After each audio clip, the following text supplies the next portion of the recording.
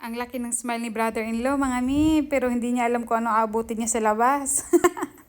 Pag ganito, mga mi, pag may mga pupunta sa bahay nyo, tapos ganito yung gagawin sa inyo, anong gagawin mo? Happy Holy nga pala ngayon. At dahil Happy Holy, may pa-surprise sila. Ayan. So, ganyan nga yung Holy dito, mga mi. Kailangan maglagay sila ng mga iba't ibang kulay sa katawan ng kanilang kaibigan. So, mostly yung mga tinatarget nila dito ay mga lalaki lang. Meron din ng mga babae, pero mostly talaga mga lalaki. At pumupunta nga yan sila sa iba't ibang bahay, mga mi. At pag kunwari ganito si brother-in-law, pinuntahan nila dito sa bahay.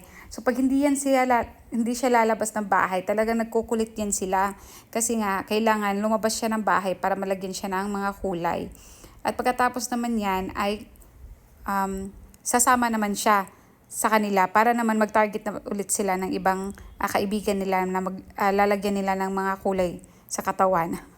Ang saya kaya ng Holi dito sa India, mga mi. Actually, may lugar dito sa India kung saan talaga sineselebrate yung Holi. Pero hindi ko lang alam kung saan yon. Pero maganda yon kasi nakita ko na yan sa video, as in, sobrang ganda, ang saya. Buti na lang, mga mi, at ito lang yung inano nila sa akin. Hindi sila masyadong nag-ano sa mga babae. Mga lalaki yung target nila pag ganitong Holi.